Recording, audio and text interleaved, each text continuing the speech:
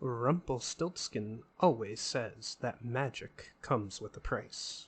But for this price, you can get a nice piece of jewelry. Use code ONCEPOD for 10% off your first order at Unusual Magic Jewelry on Etsy. Click the link in the description.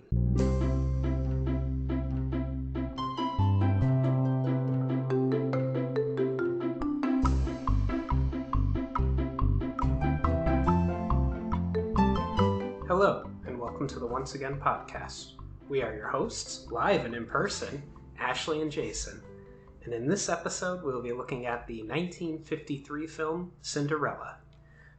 This episode's a little different, Ashley, because you moved. I'm going to be moving soon too. But we're actually recording in person, so together. Yeah. One mic. Yeah. If the audio's off a little bit, that's why.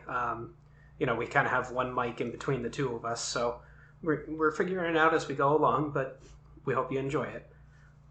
Getting back into it, in this series, we won't be doing a deep analysis of the film or giving a bunch of behind-the-scenes facts, but rather giving our impressions of the overall film and the songs from the film. We'll also be giving a score to the film and ranking the songs. So grab some popcorn, sit back, and enjoy the episode. Cinderella is a 1950 American animated musical fantasy film produced by Walt Disney. Based on the fairy tale of the same name by Charles Perrault, it is the 12th Disney animated feature film. The film was written by William Peet, Ted Sears, Homer Brightman, Kenneth Anderson, Erdman Penner, Winston Hibler, Harry Reeves, and Joe Rinaldi. Cinderella was directed by Wilfred Jackson, Hamilton Luske, Clyde Giomini. There was also two other directors listed on one website, but not the other, so I'm going to give them credit here. Mac David and Jerry Livingston also. So I don't know if they actually were directors or not, but they were listed on one website and not the other. Okay. Yeah. And the songs were written by Al Hoffman.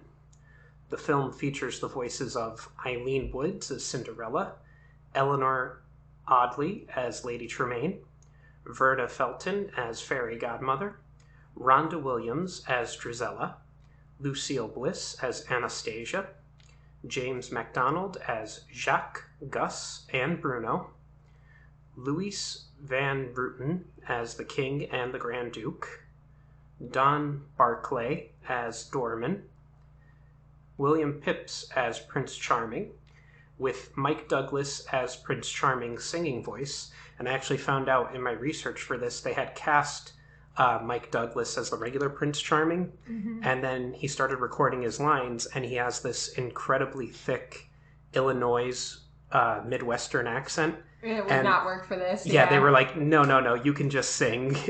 You have a beautiful singing voice, but you're not going to be the voice of the prince. So they went and got William Phipps. June Fourier as Lucifer, and Betty Lou Gerson as the narrator. As mentioned in previous episodes, during the 1940s, Walt Disney Productions had suffered financially after losing connections to the European film markets due to the outbreak of World War II. Because of this, the studio endured box office bombs such as Pinocchio, Fantasia, and Bambi, all of which would later become more successful with several re-releases in theaters and on home video. By 1947, the studio was over $4 million in debt and was on the verge of bankruptcy. Walt Disney and his animators returned to the feature film production in 1948 after producing a string of package films with the idea of adapting Cinderella into an animated film. After 2 years in production, Cinderella was released by RKO Pictures on February 15, 1950 in Boston, Massachusetts, with a national release on March 4, 1950.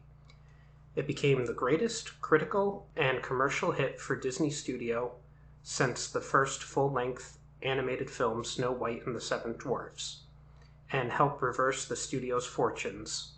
It received 3 Academy Award nominations, including Best Music, Best Original Song for Bibbidi Boppidi Boo. Decades later, it was followed by 2 direct-to-video sequels, Cinderella 2, Dreams Come True, in 2002, and Cinderella 3, A Twist in Time in 2007. And there was a 2015 live-action adaptation by Kenneth Branagh. The castle, featured in the film, has become an icon of the Walt Disney Company, serving as the basis for the logo production of Walt Disney Pictures. A real-life construction of the castle was built at the Magic Kingdom Park at Walt Disney World, as well at Tokyo Disneyland. In 2018, the film was selected for preservation in the United States National Film Registry by the Library of Congress as being culturally, historically, and aesthetically significant. It has a runtime of 74 minutes. It had a budget of $2.2 million, or $25.5 million today, and earned at the box office $182 million, or $2.1 billion today. Quite a big return there. The film was Disney's greatest box office success since Snow White and the Seven Dwarfs, earning nearly $4.28 million in distribution rentals from the United States and Canada. Of course, because it's another princess film. I mean, I think we'll find as we go along, all the princess films probably do the best with box office releases. Oh, yeah, and they always seem to put a shot in the arm of Disney, like right when they need it. Yep. Obviously Snow White was the first one. This put them back on the map. The Little Mermaid is the first one of the Disney Renaissance, and then... To be fair, before this was all those package films that we complained so much about, too. Yeah. Like, they weren't doing full feature lengths for a while there. Yeah, no. Right before this. They weren't... we did have Bambi and all those other movies, but... This definitely... Yeah. No, you're 100% right. I just realized I was wearing my headphones even though we're in the same room and I don't have to be wearing them. And I'll probably leave that in too. I probably won't cut that out because I'm going to put them down now. Alright. But where was I? It was the 5th highest grossing film in North America in 1950. And it was the 5th most popular movie at the British box office in 1951. The film is France's 16th biggest film of all time in terms of admissions, with 13.2 million tickets sold. The success of Cinderella allowed Disney to carry on producing films throughout the 1950s, with the profits from the film's release, as well as additional profits from record sales, music publishing, publications, and other merchandise. This gave Disney the cash flow to finance a slate of productions, animated and live action, establishing his own distribution company, enter television production, and begin building Disneyland during that decade, as well as developing the Florida project, later known as Walt Disney World. Cinderella has had a lifetime domestic gross of $93 million and a lifetime worldwide gross of $182 million across its original release and several reissues. Cinderella was released on VHS and Laserdisc in October 4th, 1988, as part of the Walt Disney Classics collection. The release had a promotion with a free lithograph reproduction for those who pre-ordered the video before its release. Do you think the kids know what Laserdisc and lithographs are? No. No, I don't. It is an ancient technology from before their time. Disney had initially shipped 4.3 million VHS copies to retailers, but due to strong consumer demand, more than 7 million copies were shipped. At the time of its initial home video release, it was the best-selling VHS title until it was overtaken by E.T. the Extraterrestrial. That's a cute movie. I haven't watched it in a long time, but it is a cute movie. The VHS release was placed into moratorium on April 30th, 1989, with 7.2 million copies sold and having grossed $108 million in sales revenue. On October 4th, 1995, a digitally remastered edition of the film was released on VHS and Laserdisc as part of the Walt Disney Masterpiece Collection, and later in the UK on November 24th, 1997. Both editions were accompanied by the Making of Cinderella featurette, a deluxe Laserdisc, included the featurette, an illustrated hardcover book retelling the story with pencil tests and conceptual art from the film, and a reprint of the film's artwork. Disney shipped more than 15 million VHS copies, of which 8 million were sold in the first month. On October 4th, 2005, Disney released the film on DVD with a digitally remastered transfer. This release was the 6th installment of the Walt Disney Platinum Edition series. According to Home Media Magazine, Disney sold 3.2 million copies in its first week, which earned over 64 million in sales. The Platinum Edition also released on VHS, but the only special feature was the A Dream is a Wish Your Heart Makes music video by the Disney Channel Circle of Stars. I remember seeing that. I've seen that a few times. Yeah. The Disney Channel Circle of Stars, that's a throwback. Yeah. When I was taking these notes down, I thought, like it just took me back. Yep.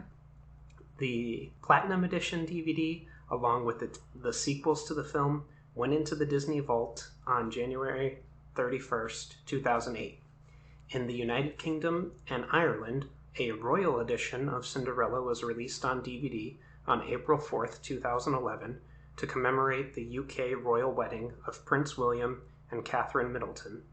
This release had a unique limited edition number on every slipcase and exclusive art card. On October 2nd, which, it's so funny, like, it's 11 years ago that they got married. It feels like that was just 2 years ago, but whatever. On October 2nd, 2012, a 3-disc Blu-ray/DVD/digital copy combo Diamond Edition was released. The Diamond Edition's release also included a 2-disc Blu-ray/DVD combo and a 6-disc jewelry box set that included the first film along with both its sequels. A 1-disc DVD edition was released on November 20th, 2012. The Diamond Edition release went back into the Disney Vault on January 31st, 2017. And finally, Cinderella was re-released on HD digital download on June 18th, 2009, with a physical media re-release on Blu-ray on June 25th, 2019, as a part of the Walt Disney Signature Collection commemorating the film's 70th anniversary. Yeah. I mean, it's one of the most important films in the Disney catalog, so it's going to have a very deep history of being re-released and coming in and out of the vaults. Not that I think we're over the vault thing now, though.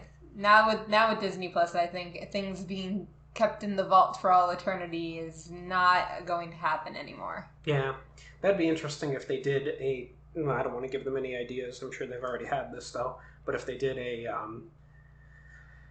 Disney Plus Vault thing that you pay. I think if you actually look online, they do have a vault collection. I think it's just all the stuff that's been in the vault before. No, I mean like you pay an extra $2 a month and you get to watch every Disney movie no matter. Oh, they're not going to do that. No, Some things will stay in the vaults forever. Given the prices that they've been setting on things recently, they would set it at $500 a month. Probably. Yeah. But let's dive into the plot. So my first note here is that we have a classic Disney opening credits with like the fancy letters and everything. Yeah. And the song is Cinderella, and it is sung by Marnie Nixon and a chorus. And I wrote, it is a typical type of opening credit song for this time period, particularly in Disney films. Nothing terrible, but also nothing memorable, so I gave it a 5 out of 10. Yeah, I would pretty much say it was very like classic Disney feel, but you're kind of over it by this point too, because even, it's reminiscent back to like Dumbo and Bambi and all the movies. They kind of stopped doing that at some point with the music. Agreed. I also gave it a 5 out of 10. All right. And I wrote down, we have a book opening with multiple pages before transitioning into the animation. I know. Yeah, I thought it was a little different. I can't recall ever seeing multiple pages being turned, but like of the artwork and everything. Not in that style. I think Jiminy Cricket, when he did that for that one package, he was... Yeah, I think you're correct. Yes. But I don't know if I'd count that because that was a little bit different from the regular film. Yeah. And thank God we're done with the package films And I honestly don't know how many more of these films are going to have the book opening, because I think we're reaching the end point of the book opening. I think you're right. I don't know if this is the last one, but I don't think there's many more if there is. Well, I know some later on films will do a callback to it, but we're getting close. I can't remember if Peter Pan is next on our list or not, but I don't remember offhand if Peter Pan has it. So we'll find out when we get there. I'm sure there's someone listening right now that's saying, no, you idiots, it doesn't end until... There's some much bigger Disney fan than us that's cursing our names right now. I'm sure. Yeah. Let us know. We're fake Disney fans. Yeah. Let us know on Twitter and Instagram how you think we're fake Disney fans, please. Thank you. So, moving back into the plot, Cinderella is a much-loved daughter of a widowed aristocrat who decides to remarry, believing his beloved daughter needs a mother's care. Ultimately, Cinderella's father marries Lady Tremaine, a proud and confident woman with 2 daughters just Cinderella's age from a previous marriage, named Drusilla and Anastasia. The plain and socially awkward stepsisters are bitterly envious of Cinderella's beauty. After Cinderella's father dies, Lady Tremaine reveals herself to be a cold and cruel tyrant who shares her daughter's jealousy of Cinderella's charm and beauty. Lady Tremaine and her daughters take over the estate and begin to abuse and mistreat Cinderella, ultimately forcing her to become a scullery maid in her own home, much like Snow White, while also squandering off the fortune until there is nearly nothing left. Despite this, Cinderella remains a kind and gentle girl, befriending the animals in the barn and the mice and birds who live in the chateau. For with each dawn, she finds new hope that someday her dreams and happiness will come true. My note here says we have the song, "A Dream is a Wish Your Heart Makes," sung by Eileen Woods. And I wrote down, I think this is among the top 10 Disney songs, top 10 best Disney songs, both in fame and likability, and I gave it a 9 out of 10. Yeah, I was actually going to ask, do you think that this is probably the more well-known song in the movie? I know Bibbidi Bobbidi Boo is also very much a well-known song in this movie, and so is So This Is Love is also very well-known, I would say. But would you say that this is probably the biggest well-known song out of the whole film? I think this is the most established with Disney. I was thinking about it. I give it a 9 out of 10 too, because this just gives off nostalgic vibes, and also, this is probably one of the big songs they use for fireworks. Yeah. They use it in the parks. They use it for other things. Mm-hmm. Whenever they have a special on TV about anything, they're probably using this song. Yeah, and I could imagine a common moviegoer, they watched Cinderella when they were a kid. They might think of Bibbidi Bobbidi Boo from a kid's movie, but they can't remember exactly which one, and they might not even remember So This Is Love, or if they do, they might not know it's from this film, but I think this is probably the most famous song from this film, and I enjoy it. And I also wrote down, is the number one sign that you're a Disney princess that you have animal friends who help you do chores? Because as soon as Cinderella wakes up, the animal friends start helping her with things. Maybe. All right. One morning, Cinderella and the mice find a new mouse in the house who was caught in a mousetrap. She gives him the name Octavius, or Gus for short, and some new clothes, and informs Jaq to warn Gus about Lucifer, Lady Tremaine's wicked cat. And I wrote down that I forgot that Cinderella can actually communicate with the mice, that they understand her and she understands them. Which, got a whole lot of questions of how that works, but... Yeah. Well, I have a note later about it, but evidently the original idea was to have all the animals be able to communicate with Cinderella. Major, the horse, Bruno, the dog, and even Lucifer, the cat, would all be able to communicate. Come on now, we don't talk about Bruno. Well, you're dating the episode by doing that. Or you're making it contemporary. You're making it contemporary first and then dating it. But I still haven't watched that yet. I have to check it out. Me either, but that song will be stuck in my head forever now. Yeah. But the original idea was to have her be able to communicate with all the animals. That's why Lucifer and some of the animals that actually don't speak have voice actor credits, because they did have lines. But evidently, Walt Disney himself, when they were they had the recordings and they were doing storyboards with them. He was like, no, don't like that, scrap that. And when Walt tells you you're not doing it, you're not doing it. Yeah, so they just kept the mice able to communicate with her. That was the only one that stuck with it. Okay. But next we have the two mice spy on Lucifer as Cinderella starts her chores. When Cinderella is giving breakfast to the animals, Lucifer chases Gus, and he hides under Anastasia's teacup. Cinderella delivers breakfast to her stepfamily. When Anastasia opens her teacup and finds Gus, she screams to her mother about it right after accusing Cinderella. Lady Tremaine punishes Cinderella with additional chores. So I have a couple notes here. I wrote, I found it funny that Cinderella had to struggle with Lucifer to get him to come and eat breakfast.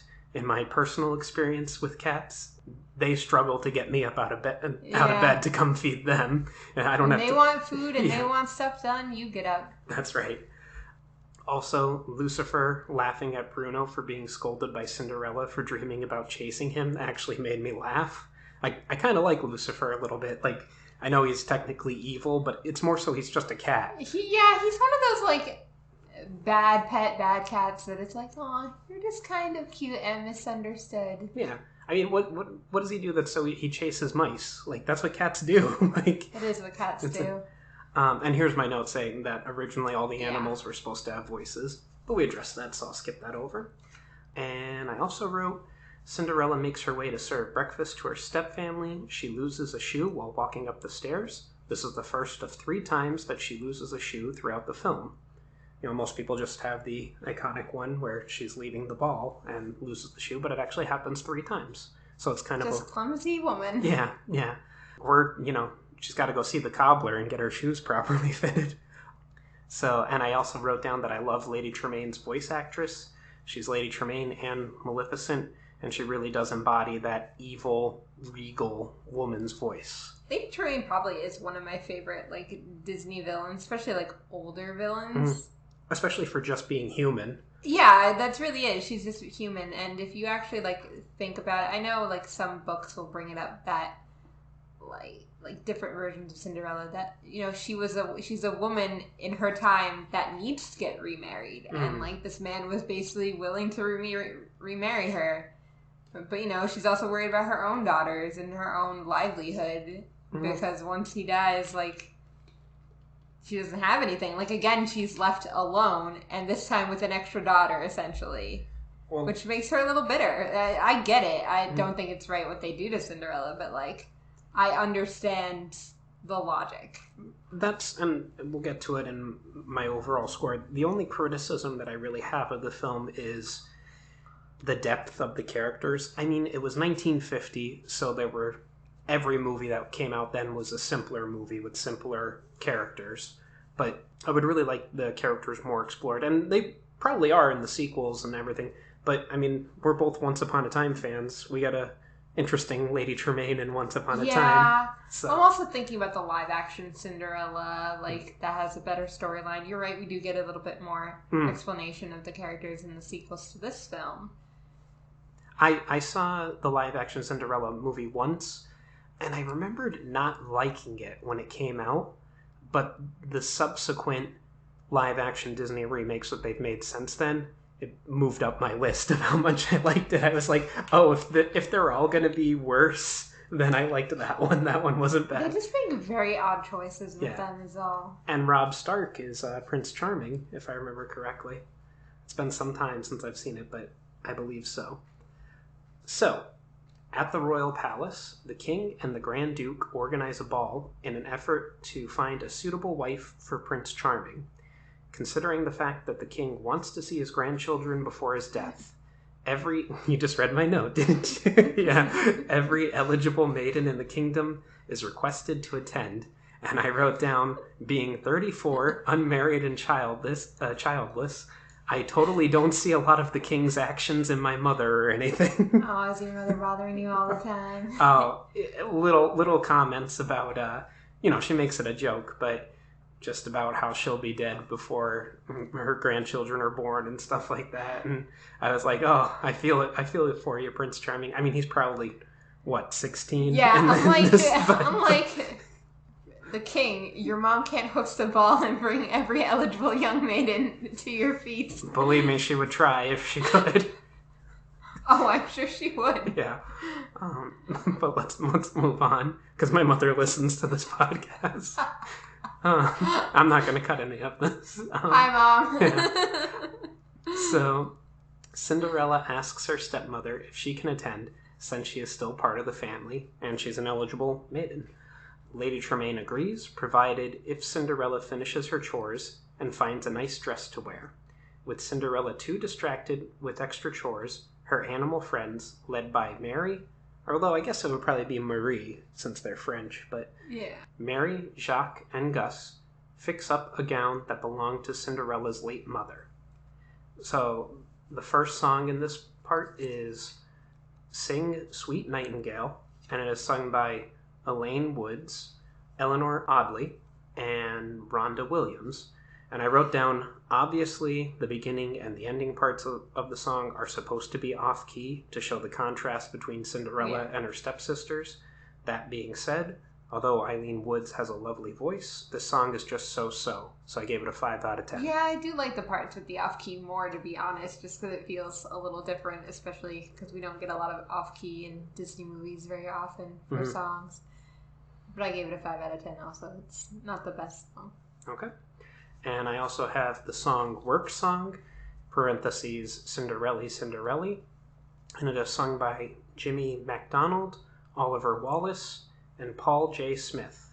And it is a memorable song, probably the third most famous song from the film, although maybe it's the fourth now that we've been discussing them. Yeah.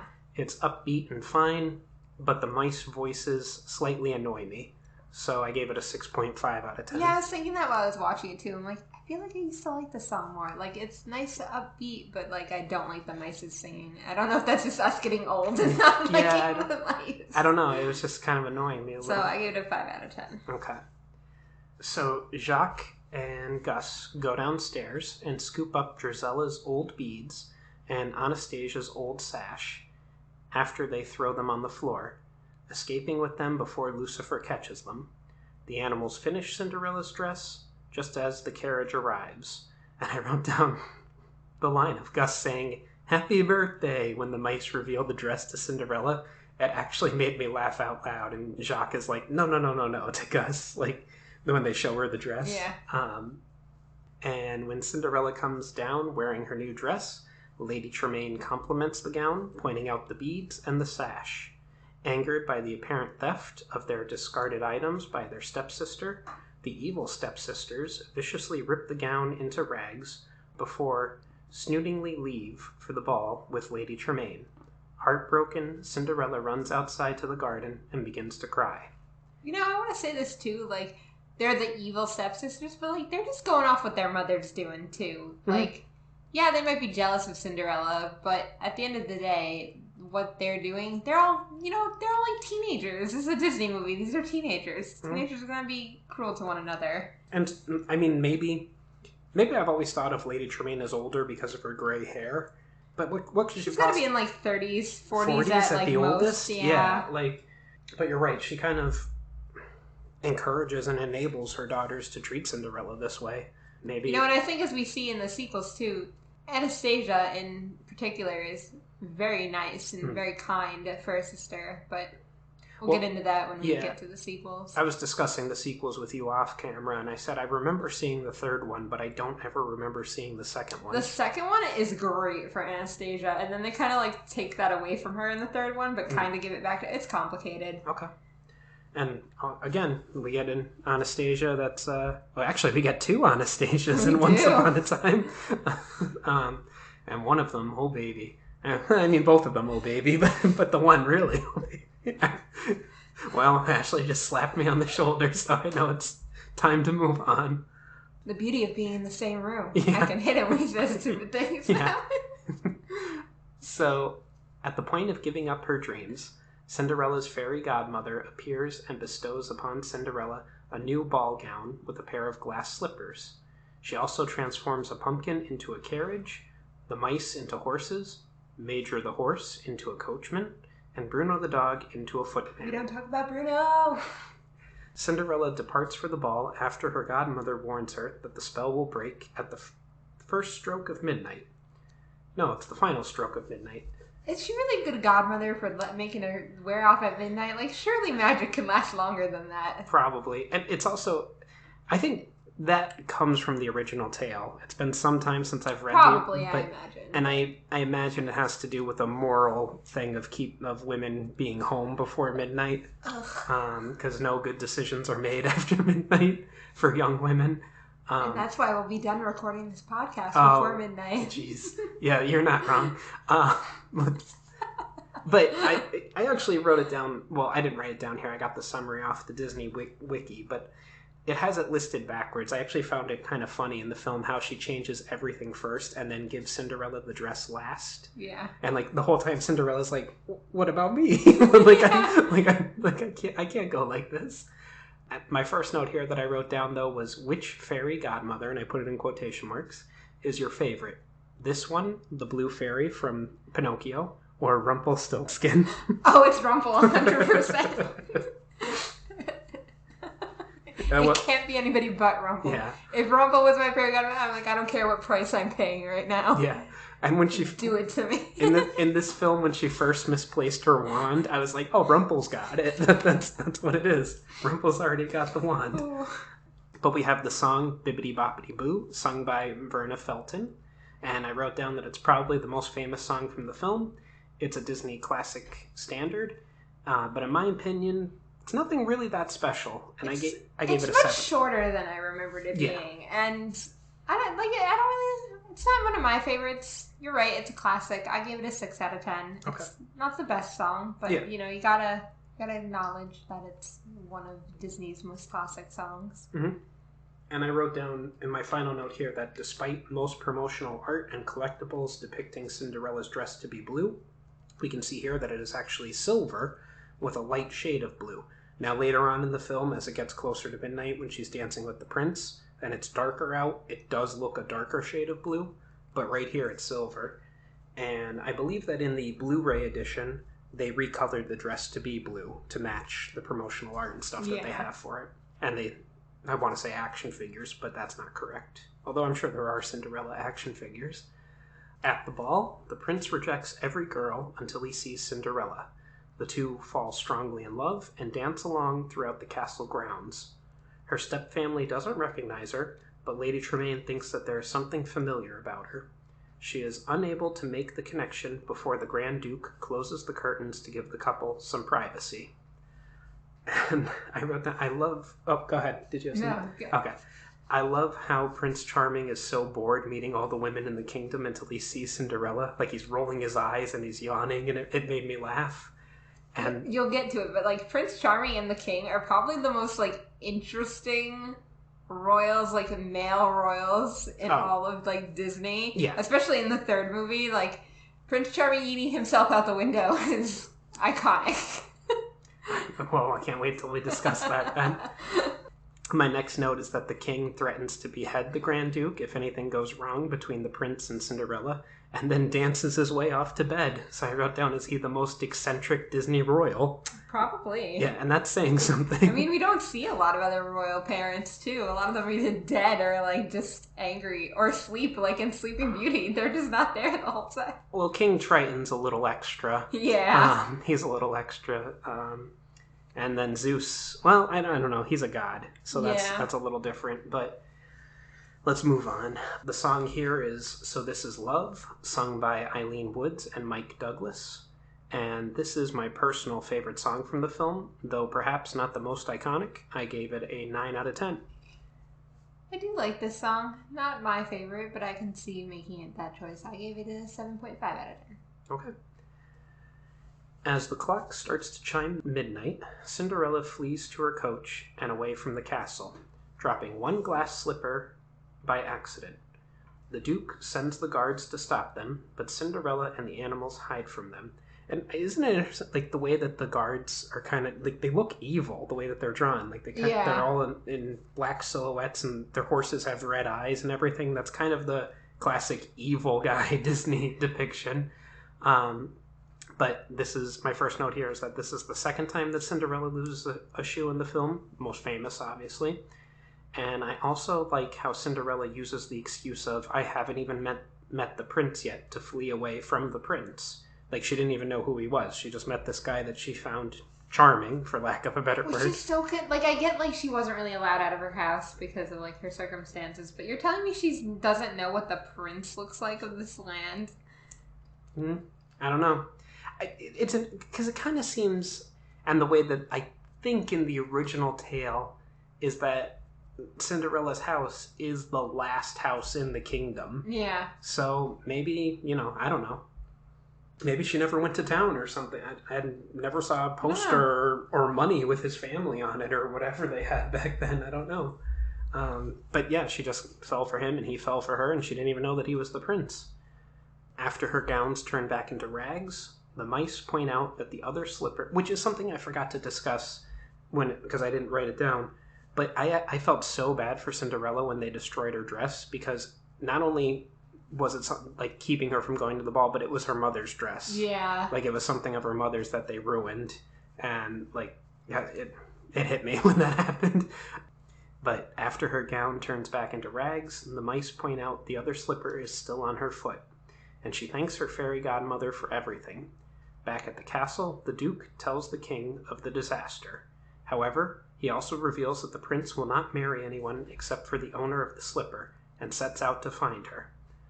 So my first note here is that I forgot that the king gives the Duke cigars in celebration of the quote-unquote proposal, and this explains the tobacco use warning at the beginning of the film. Not smoking in any of these movies, Yeah, which he has it in his mouth lit for about 2 seconds, if that. 2 seconds is enough for a kid to want to smoke cigars. And it was forcibly put in his mouth, too. It wasn't like he was like, oh yeah, I want a cigar. But, I also wrote that the Grand Duke is the first character in a full-length feature Disney film to do the goofy yell when he falls from the king's chandelier. It had, like, that was a little trivia note that I found about it. Like I said, obviously Goofy did it in, it wasn't Saludos Amigos, it was, no, it was Saludos Amigos that Goofy did the Goofy, but that was considered a package film. And not a feature, yeah. So. Understood. Yeah. And the next morning, the king proclaims that the Grand Duke will visit every house in the kingdom to find the girl whose foot fits the glass slipper, so that she can be married to the prince. When the news reaches Cinderella's household, her stepmother and stepsisters prepare for the Duke's visit. Overhearing this, Cinderella dreamily hums the song played at the ball. Realizing that Cinderella was the girl who danced with the prince, Lady Tremaine follows Cinderella to her room and locks her stepdaughter in the attic in one final attempt to shatter her dreams. And I wrote down... Oh, I hit the mic.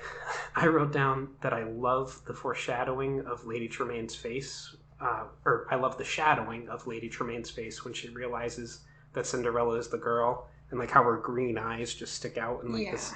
It's just a good animated scene. And when the Duke arrives, the mice... did you have anything you wanted to say? Or? I was going to say, I agree with that. That's like I said, Lady Tremaine is one of the best well done animated villains. So when the Duke arrives, the mice retrieve the key to Cinderella's room from her stepmother's pocket and bring it upstairs. But before they can deliver it, they are ambushed by Lucifer, who traps Gus under a cup. So I wrote down here, so like in Mickey and the Beanstalk, we have some mice that need to get a key from the villain's pocket to free their trapped friend. Disney doing its own kind of callbacks. Always. Yeah. They do it so often. And with the help of the other mice, Birds, and Bruno, they chase Lucifer out the window, and Cinderella is freed. As the Duke prepares to leave after the stepsisters unsuccessfully try on the slipper, Cinderella appears and requests to try it on. And I wrote down that, presumably, Lucifer fell to his death. However, his appearance in the Cinderella sequels and other Disney properties have led to 3 prominent fan theories on how he survived. 1, he landed on his feet. There's that old wives' tale that cats always land on their feet. 2, cats have 9 lives. There's the old wives' tale that, cats have 9 lives. And the final one that I found people talking about was that his fat absorbed the fall and his body was okay. Because he falls out of the tower, and he's alive. I'd like to think he landed on his feet. Well, whatever it was, he survived. So, knowing that the slipper will fit, Lady Tremaine trips the footman, causing him to drop and shatter the slipper. Cinderella then produces the other glass slipper, much to her stepmother's horror. Delighted at this complete, irrefutable proof of the maiden's identity, the Duke slides the slipper onto her foot, and it fits perfectly. Cinderella and Prince Charming celebrate their wedding and live happily ever after. So I have 3 notes here. The first being here, Cinderella loses her shoe for the third and final time as they're leaving the church or whatever that they were leaving. And I wrote down that I love how Cinderella's horse, Major, was leading the royal carriage. Yeah, he was. Yeah. And finally, we have the song "A Dream is a Wish Your Heart Makes" reprisal, and it is sung by a chorus. And I just wrote down song to close the film and a call back to earlier. Fine, 7 out of 10. Yeah, I'd say the same. That would be 7 out of 10. Okay. I think my only missing notes is I didn't talk about it earlier. Is I think it always comes up with Cinderella in general. Is how does nobody recognize her at the ball? It's not a masked ball. It's just a ball. Well, I mean, if we're taking her original name, the Cinders, she was covered in soot all the time, so that's how I guess her stepfamily didn't recognize her. And the Duke was kind of far. It wasn't actually the prince that came to try on the shoes; it was the Duke. So maybe he didn't get a good look. And then my other thing would be just imagine being this cruel to your stepdaughter, and now she's a freaking queen, babe, princess queen. She gonna be queen. Yeah. Be nice to your family. You don't know when they will be whisked away by a prince. Exactly. It can happen. Be nice to your other fellow podcast hosts, too. Jason could be whisked away by a princess at any point. I have no control over that. Listen, if there's some European princess out there looking for, looking for a kind American of man. Yeah, kind of funny some of the time guy, slightly above average looking, I'm right here for you. But only the rich princesses. I don't want any of those, fallen European families. So get out of here. So anyway, I'm going to go into my overall score. I wrote down that it's iconic and classic. It's an iconic and classic Disney film that would inspire future Disney films. And due to its financial success, we get to enjoy those properties today. It may not have the most developed characters, but audiences of the 1950s weren't demanding that from animated films then. And if I had seen it when it first came out, easy 10 out of 10. However, judging it by today's standards, I gave it a 7.5 out of 10. I feel like we're in step today. I also gave this a 7.5 out of 10. Yeah. It's, it's the classic Disney film, I would say. I know Snow White was the first, but I think this is almost more of the classic because it's got the castles that are all over the world now. This is the castle you see at the beginning of every Disney film. This is the iconic film in the Disney canon. If you're we decided to do this at the beginning of the year. We said we were kind of aiming to do Cinderella first into the new year. Mm-hmm. And we managed to do that. And like I said, I definitely think it's got... Well, it's interesting, too. I told you off camera, this was actually Walt's second time going with Cinderella. He had a previous animation company called Laugh-O-Gram that went bankrupt, but you can look up the story about it. It's actually pretty interesting. But he had a 7-minute short, Cinderella, beforehand from Laugh-O-Gram, and it came out in 1922, and it was a modern-day version of it. Modern day meaning 1922. The prince has a hunting rifle that he's chasing down. I think it's a cow. I couldn't really tell. They were Walt Disney drawn animals, so they kind of all look, they all look the same. Yeah. No offense, Walt. Don't roll over in your frozen head statue. Cryogenic frozen wherever you are. Yeah. But Cinderella and her stepsisters live in a house not like a fancy house, but like a what's the word I'm looking for, where they're all next to each other. Townhouse. Like Yes. they live in a town, and there's cars and stuff like that. It's a 1922 version of it. It's only 7 minutes long, and it's on YouTube because I think, and this is going to sound weird to say, I don't think anyone owns Laugh-O-Gram, so I think all their stuff is free. Could be. Yeah. I'm surprised Disney didn't try to reclaim that though at some point. Well, if they're listening, maybe they will. But it's interesting to watch. But it was, Walt's first take on Cinderella. That was actually, I believe he saw a silent film as a child of Cinderella, and that's what inspired him to go into making Cinderella movies. is one of the things that a lot of people remake all the time. Mm-hmm. It's one of the classic tales. Mm-hmm. But it's definitely, like you said, there is Snow White and the Seven Dwarfs, and that came first. But I kind of feel like this is like when you think Disney and Disney princesses, I think Cinderella, right, and probably Belle, because Beauty and the Beast is the Disney Renaissance, and that's also exactly, yeah. Especially for our generation, Beauty and the Beast is kind of first and foremost, but Cinderella is definitely probably the second, I would imagine. When we get to Cinderella, when we get to Beauty and the Beast, I'm going to have a lot of positive things to say, and one negative thing that I found out recently, I'll tell you off camera. Okay. But it kind of ruins the movie for me in a certain way. Don't ruin things for me. Yeah. Don't ruin it for me. Well, we'll discuss it off camera, and then we'll discuss if we want to talk about it when we get there. But do you have anything else you'd like to discuss? No, I think we're good. All right. This has been the Once Again podcast. Any questions, comments, or critiques can be addressed to our email at onceagainpod@gmail.com.